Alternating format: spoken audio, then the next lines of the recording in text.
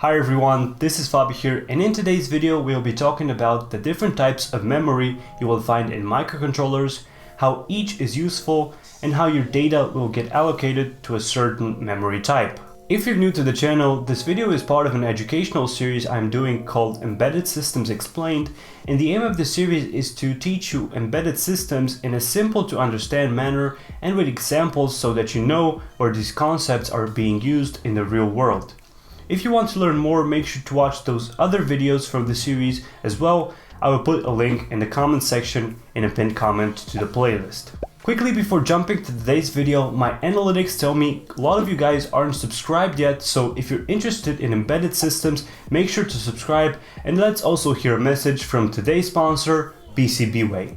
Special thanks to PCBWay, which is a one-stop shop for all your PCB prototyping, 3D printing and CNC machining needs. Click the link in the description to buy 5 PCBs with 2 to 4 day shipping for under $30. I've personally used PCBWay before being sponsored by them to order PCBs for myself and over 100 colleagues from university for a class project, and the interaction with them has always been great, same as with the quality of the delivered PCBs. No matter how complex your PCB requirements are, PCBWay has got you covered. Okay, so a really important consideration whenever starting a new project is the memory of your microcontroller, how much there is of it and what type. It's always best to have at least a rough idea of what will have to be implemented and whether or not there will be further developments so that you can choose a microcontroller with the appropriate amount of memory for your project. The good news here is that most microcontroller families have different microcontrollers with the same peripherals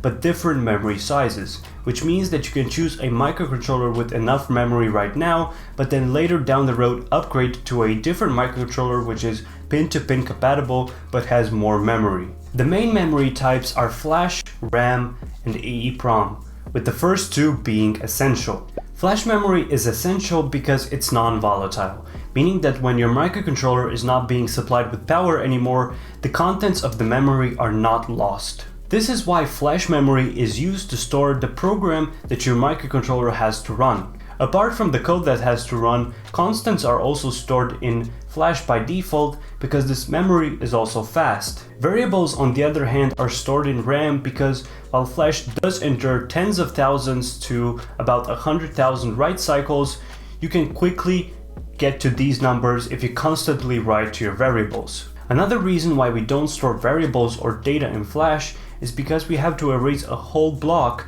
which is made out of multiple bytes in order to write something. This is because writing a 1 to a position where there was previously a 0 requires a block erase. What it means when you do a block erase is that essentially every bit in that block will be set to 1. After that, all that we're doing in the write operation is setting the bits which should be 0 to 0.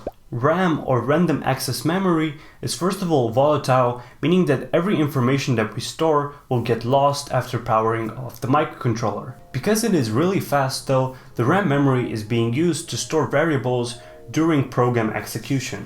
Unlike the RAM in our computers nowadays, which is DRAM or dynamic RAM, microcontrollers use SRAM or static RAM. SRAM is faster, which is why it's used in computer CPUs as cache memories. It doesn't need periodic refreshes to retain memory, unlike dynamic RAM, but it's low density, so you need a larger chip in order to integrate the same amount of memory as in DRAM, and it's also more expensive. EEPROM, or electrically erasable programmable read-only memory, is just like flash memory, non-volatile. This type of memory offers slower reads and writes, which is why it's used to store larger chunks of data such as measurements made by your microcontroller. Most microcontrollers don't offer EEPROM memory internally. Instead, there are a lot of external EEPROM chips which communicate to your microcontroller through serial interfaces such as I2C. Flash is in fact a type of EEPROM memory because it is programmable and electrically erasable, but there is a key difference between the two. Flash is architecturally arranged in blocks of bytes where data is erased at the block or page level and you can write or read at the byte level, whereas EEPROM can be written, read, and also erased at the byte level. Because writing 1 where there was previously a 0 requires a block erase in flash, these memories are not really ideal for situations where you constantly write data. Instead, EEPROM memories which allow individual byte erase are preferred. EEPROM memories also have higher endurance, many of them withstanding more than 1 million erase write cycles. Something that we didn't talk about is that we have the ability to choose where our different types of variables and even our code will get stored. We can do this through the linker file, which is a text file made up of a series of directives which tell the linker where the available memory is and for which purpose it should be used, such as code, variables, or constants. Apart from this, you can also force individual variables to be stored to your memory of choice when declaring them by using Precompiler directives. Anyways, I hope this video helped you learn about the different types of memory you will find in microcontrollers. If it did, I sure would appreciate if you were to like this video, subscribe, and hit the bell icon so you don't miss any future videos. Stay tuned for more content. I will catch up with you in the next video.